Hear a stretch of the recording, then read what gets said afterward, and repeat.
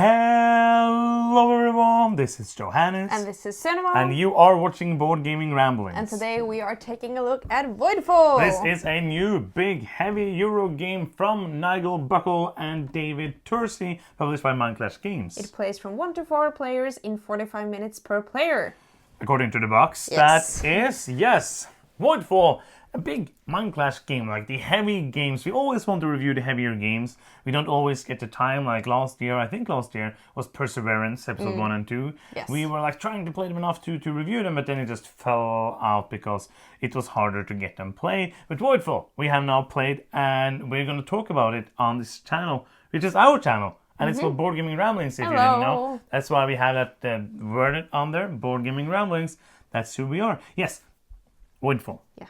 The big, heavy 4X kind of space Euro game. In this game, you are going to be a faction or a house. You're not going to be an actual house. You're going to like be, it's called With a the house. roof Yeah. and the windows. Walking around like a house. There's one, I think there's 14 different, I'm going to call them factions because it makes more sense in my head. There's 14 different factions, I think, in the box. And depending on the scenario, which is basically a map setup, there's different ones that are going to be recommended for you. You're going to play one of them and they're going to have like special abilities. So they're a bit like, what is it called again? And they're not the same. They're not the same. Asymmetric. Asymmetrical factions, thank you. And now I've got like 5 seconds of me doing this because that's what I do when I don't remember things, I guess. So they're going to be asymmetrical roles. You are going to play cards from your hand. Basically, it's a card-driven game. You play a card from your hand that is a focus card, which is called what is your focus for this round. And you're going to do 2 of the actions on that card. What you're trying to do is get technologies. You will build up military. You will travel around, try to kill the Voidborn so that you can take over the sectors and the places for yourself again.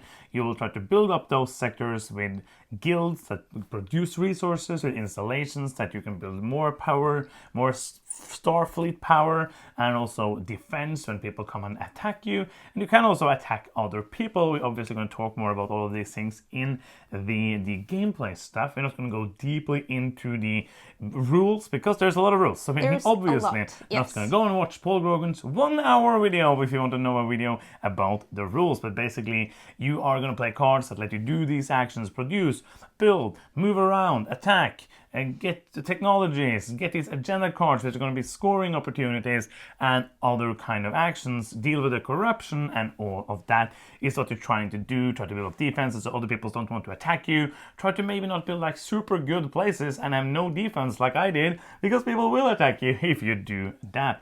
And you're going to continue doing that, playing X number of cards each round, depending on an event card that is drawn. You're going to do that 3 rounds. At the end of the round, you have to survive an attack from the Voidborn. You're going to have to pay upkeep for the upkeep symbols that you have gathered. And you're going to score some points for the agendas that you have played. You're going to do that 3 rounds. And after the 3 rounds, the player with the most points is going to be the winner of Voidfall.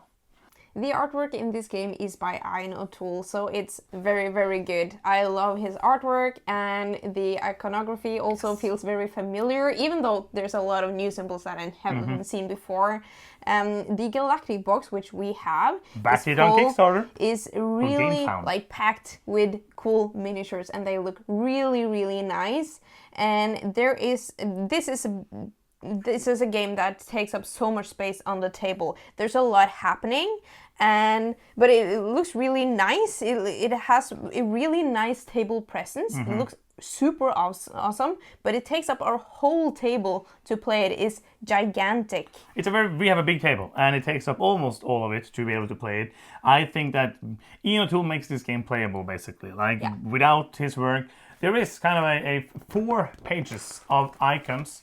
And the first time you play, you're probably going to look at them. But what I like about it is that the icons are very easy to understand when you understand a lot of the concepts. You're going to say, like, okay, because that symbol added with that symbol, that means that it means this thing. And I really like that. And I think that Ian makes both games, like this is an orange game. Like Lisboa is the blue game, this is the orange game. Most of the things are purple or orange. Yes. That is the Great 2 color combo. colors. But it looks amazing. It looks really, really neat. It really does. The Voidborn and all of that. One thing, like, I'm going to say a couple of positive things. Yeah. Mindclash makes this very good user manual how to punch and make, because I spent like 2 hours setting up like punching and sorting this game, and I think that's amazing. I love doing that, but it would be horrible without this.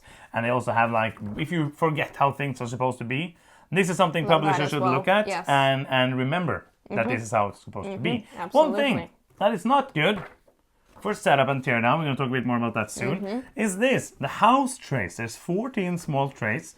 Instead of just being a pile of cards or 2 piles of cards, which would be way better, there is like trays with cards in them, and when you're playing you need specific ones of those, and there's no markings on them. So what you could do, of course, is to put them alphabetically and remember all of them, so you know like the 5th one is that one, but I don't know, that would also be kind of hard. It would have been way easier setting up and tearing down the game if it was just like a pack of cards. I would spend less time, even if I take all the tech cards, shuffle them together, and would be like, I need hyperdrive. It would be possible for me to look through all the technology cards and take out all the... unpack all of them, because we're doing that now. Yeah, we have to put all of them. To lay them out. What I've done is to put a Fallen House card that is like the picture of them on top, so you can actually see them. Good. That's not how you're supposed to do it. You're supposed to just have the thing on top. And another thing there is like the player colors as well is hidden under the thing that you put on top. So when you need a color, you have to do that. So those are some, like the host cards is the one that is nitpicking, but yeah. Yeah, the host card is like one thing that adds to the setup, and the setup is already long, but that is like one thing basically. But I agree with you. The iconography is a lot to take in the first play, but after one play, I thought it was fine. Yes, it's one of those games that if you are used to heavy iconography in games, it's gonna be, and if you're used to internalizing things, basically. People do this slower and faster depending on who you are, but I absolutely agree. This is one game that needs a good rulebook, and luckily this has one of the best rulebooks I have ever read. You haven't read it? No. I don't know why you would. Yeah, it's 36 pages long. The last one is like a combat example. And it's so clear. Like I started reading it. There's a tutorial. We skipped that. I skipped that because you didn't have a choice. I didn't know there was a tutorial. I love that there's a tutorial, but I didn't feel, because we sat it down and we knew it was going to be a long learning game, just the 2 of us, so it didn't really matter. I didn't need to like stop reading and then start reading when you get to that. I love that it's here, but I'm also good at just like internalizing rules. So and the farther I read, the more I read, I was like, okay, one more page, and suddenly I'm done. Probably took me like 45 minutes to read it, but it was very, very clear.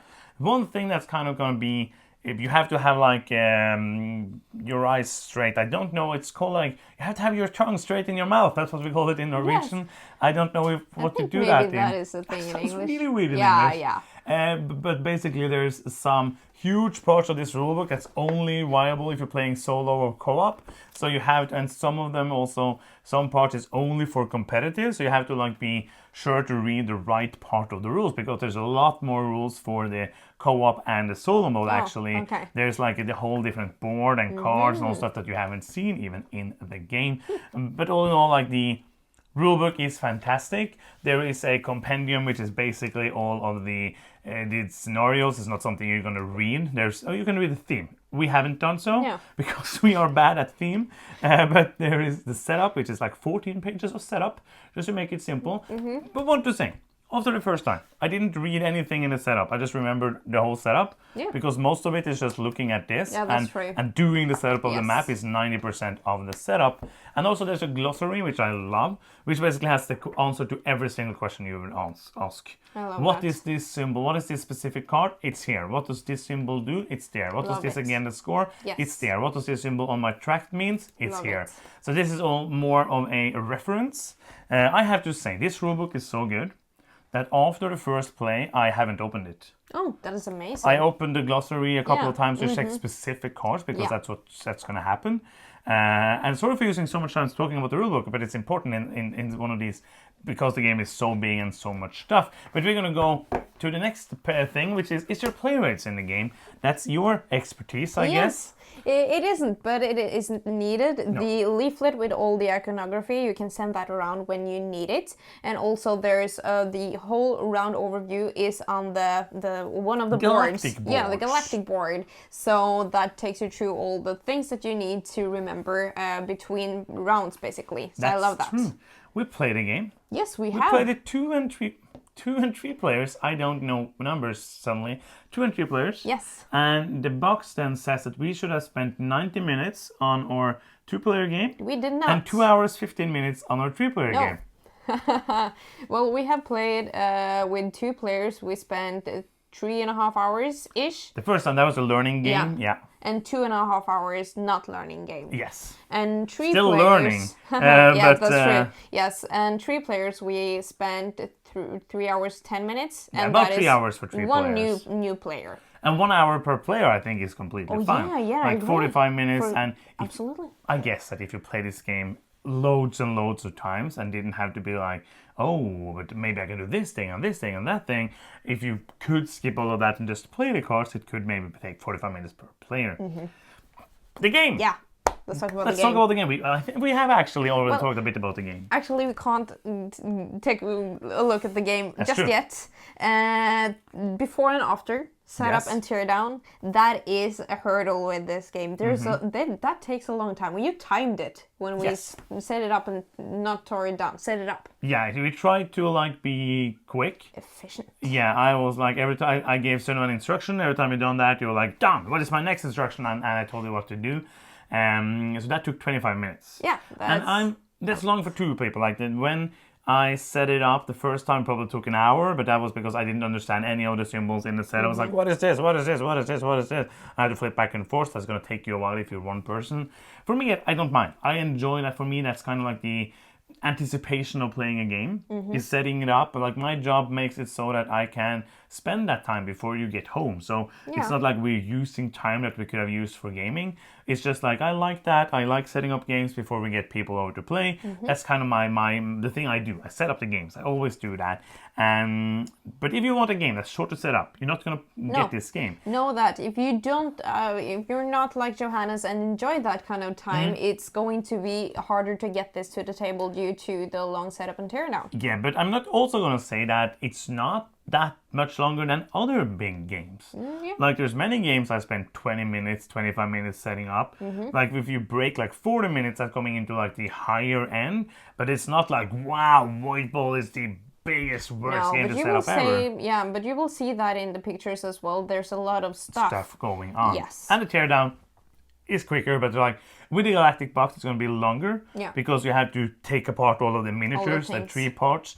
In the other version, like the normal version, you only have a cardboard piece. So like for teardown, it's going to be quicker with the normal version. But yeah, let's go into the game. I spoke briefly about the overview, what kind of you're doing in the game. So this is not going to be like the focus on all the different things, but you're going to focus on some things. Let's focus on one thing, which is focus cards. Focus cards, which is the main thing in this game. Like this is how you're choosing all of your actions, and you have all of them except for the first round. You have all of them available to you at all times, and you can play, for example, 4 of them or 5 of them or 6 of them in a round.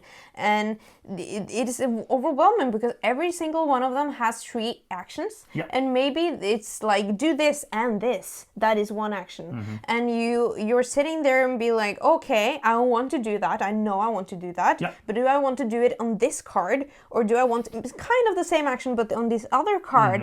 And that is, and when you have all of them available to you, sometimes you need to actually plan like your whole entire round, like during before you play your first card, I feel like, because both which actions you do and when to do them is very important. Yeah, I think like I love the focus cards, by the way. I think this is like a super neat way of action selection.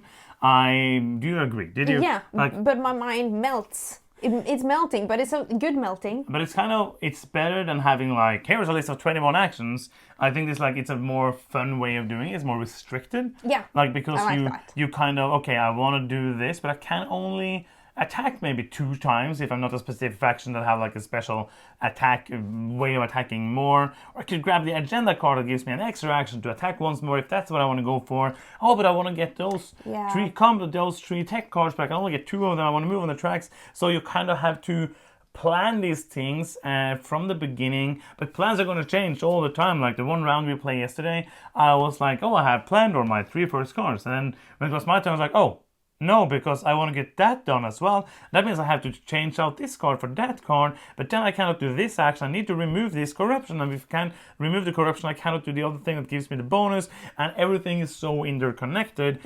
But I felt like even the second time we played, it was way less overwhelming than the first time. So even though like there's a learning curve, the first time you're gonna sit there and be like, and that's why the tutorial is there, basically, for you not to have 9 cards with 3 actions. You're not getting that in the tutorial. So probably play the tutorial if you're not like us and don't mind that, like getting into that, because it didn't bother me when we played it the first time. But that choosing of those actions is really neat, and actually. And I'm going to say something now, which is a compliment to you. Oh. You have had less AP in this game than in many other heavy games. I don't feel like it. No, that but is weird. That's because when you spend 10 minutes on the turn, you feel like it's 1 minute. Well, so I have to... Okay, can I just propose a theory here? Yes. I think that you feel like I have less AP here because you also have a lot of AP in this game. That because might you be look it. a lot of your... because every single time I'm saying, oh, sorry, I have a lot of cards here, you're just saying, it's fine. I'm looking at my cards true, as but well. Also, there's been many times in this game where I played a card. Like last night, for example, I played my card, did my 2 actions, and then it was maybe 30 seconds, and next player played a card, because and it was your I time, think also, and you played a card. I think also that is due to all my planning in the beginning before I play my first card, and then I'm kind of set for the whole round. And that depends, of course. If I have like, we had one round last night where we just had good play 4 cards. That is the least amount, and that was so like I had to really plan ahead. When you have more cards, I don't have to plan like that strictly. So I love the agenda, the focus cards for that, but that is also what makes my brain go. But it's also the most like unique thing in this game. Yeah, I love it. Like everything you do is kind of things we've done before. Yes, I think they're fun. Yeah, and I love that. Like the planning of the things is the puzzly part. Doing the action is very simple. It's just like I'm doing that action. I'm producing or I'm putting that on the map.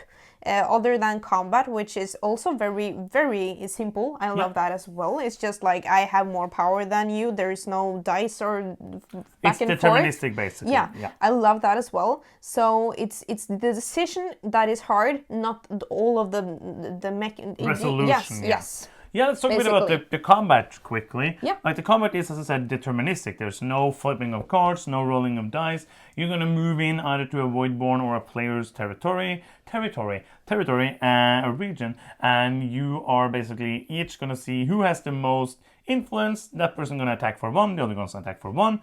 And then you're going to continue doing that. There's different ships that have different powers, some bonus defense, there's some technologies that have bonus attack and all of that. But most of the time you're just going to like count and see boom, boom, boom, done. Very simple. There is like now a web app that you can do to like tell, oh, I have this, boom, boom, boom. Which text do I have, bam, bam, bam. And it says what happens. But I don't feel the need for that because you're just like, it's very simple for me to calculate in my head and say like, okay, so it is a 3 and 2, that goes 1 bone, then you defend it, then you attack, and it's done. Boom.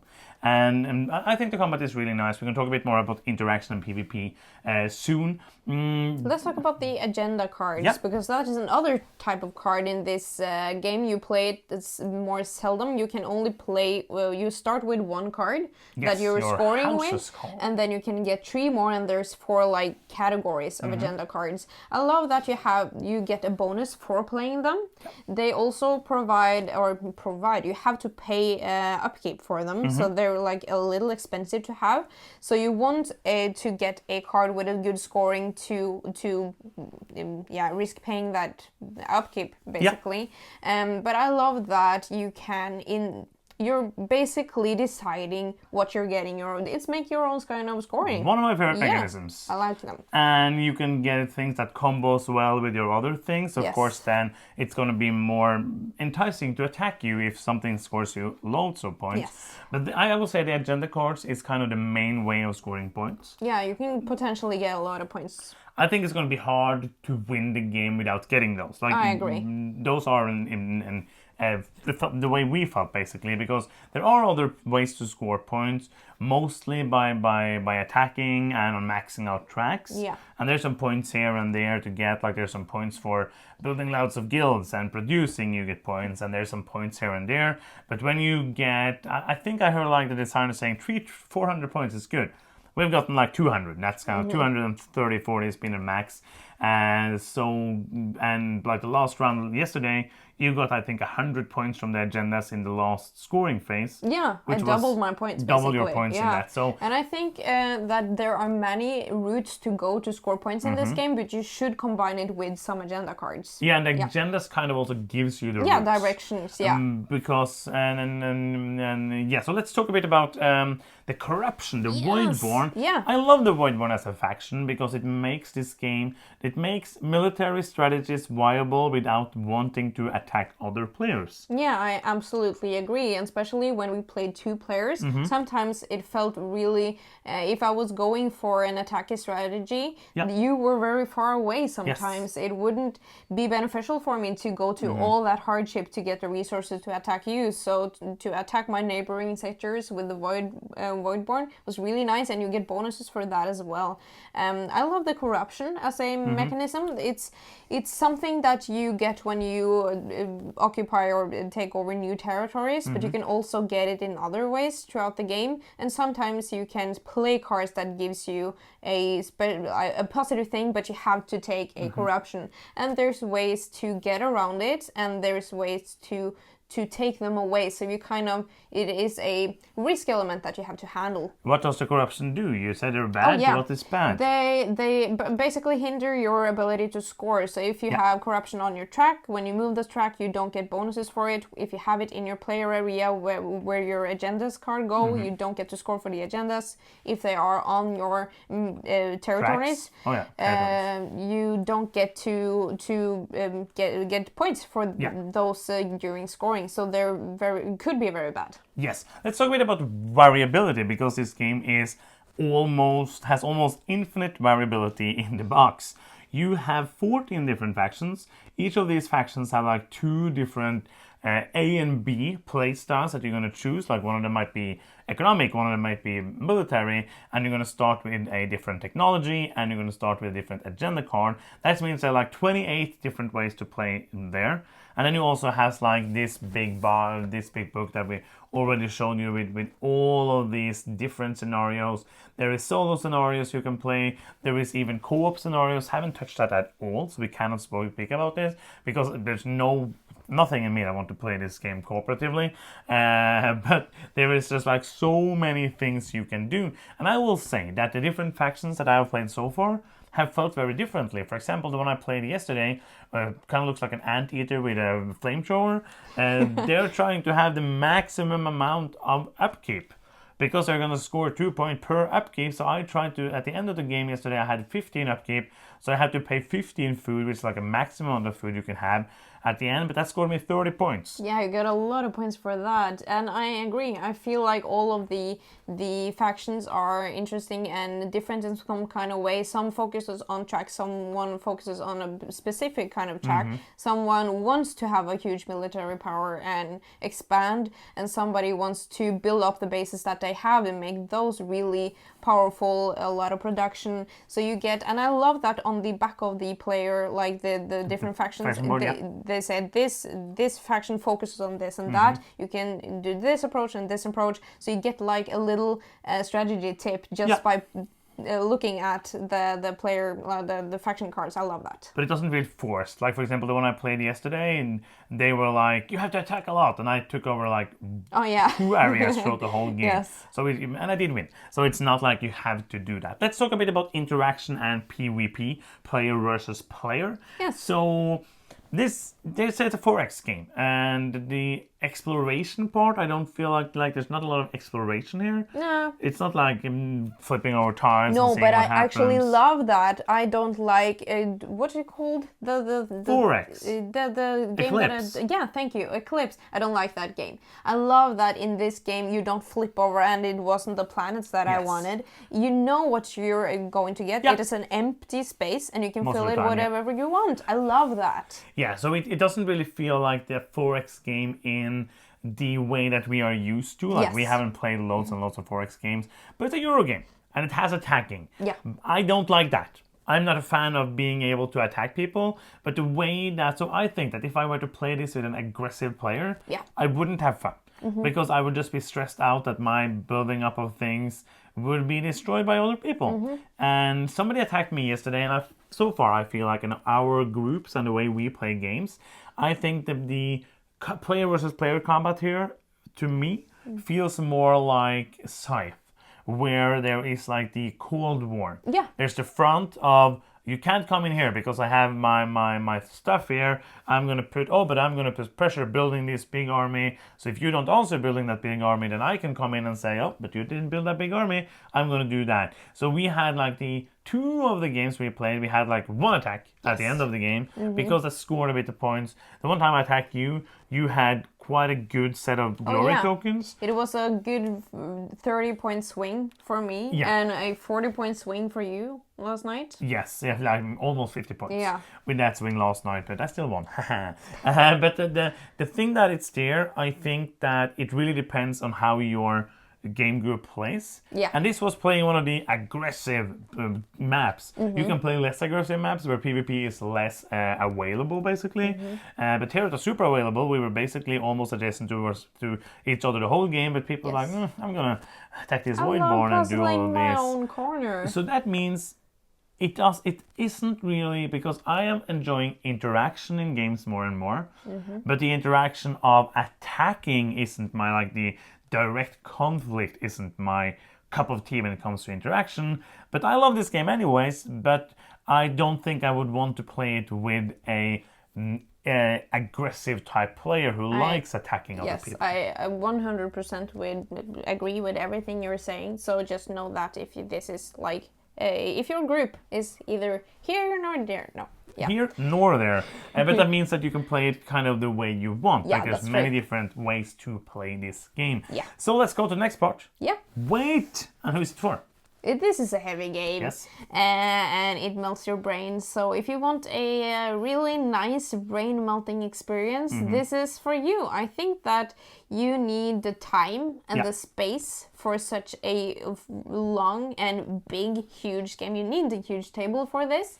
And as you said, you have to be okay with the possibility of being attacked in this game. Know the people you play with, basically. Yeah. And I think that this is what will be a fantastic game for those game groups of 3 or 4 people who like to deep dive into games, because there's so much variability here. You can play it again and again and doing different things, because the factions also have like different focus cards that they swap in and out, so that you have different focus cards even in different tracks, different bonuses, so many different ways to do the different factions. So I think that it's like will be a game that you can play 20, 30 times with the same people and just get better and better at and have a lot of fun. Yeah. So let's do some final thoughts. But before that, if you are still here and you are new to our channel, or you're just been around here but you haven't helped us out in a big way yet, you can do so now. And we get so much help. It changes our lives every time you give us a victory point. Yes, and we get victory points when you click the subscribe button. And you can also click the bell to get notifications every time we post a new video. So go! Final thoughts time. Yeah. Voidfall. This is a truly epic game. I just want to play it again and again and again, and I really want to crack the code, because like you see a faction and you see like, oh, this, I'm going to try this now, and you kind of try to do it, but you think like, oh, but maybe I can play the other faction specialty next time and try to do that, because that sounds fun as well. And the first time I played, now I want to go back to the same one again, because I think I have a plan to make that better now. And I love the focus cards, as you mentioned. It's a brilliant way to choose your actions, though my AP It makes it a little hard sometimes, but just so much Euro goodness. The production is just top notch. I love everything about this game. As long as I can play it with my Care Bear friends, I'm very happy. I can't really fault it at anything. I think the 10 hangs very high, but I can't really set another number on it, so I'm gonna give it a 10. Wow, I don't know if that ever happened No, before. I don't think so. So you understand now that you can also give out that number. Yeah. Voidfall for me is a heavy, fantastic Euro game. Just a big thank you to the designers and to Mindclash for making these epic big games that aren't for everyone, and that is fine.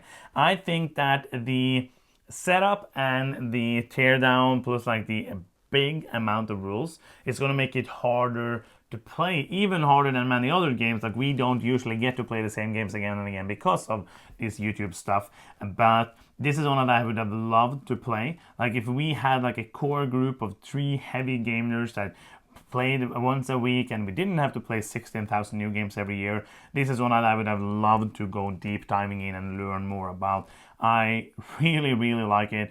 For me, it's going to be a 9. A fantastic game. Really loved it. Want to play it again. Yeah. Probably, that's like the only sad thing is that it's going to be a long time to play it again because it's so hard to teach and learn. Yes. And that is the end of this video. Thank you so much for watching. I'm Johannes. I'm Cinema. And you've been watching Board Gaming Ramblings, and bye bye.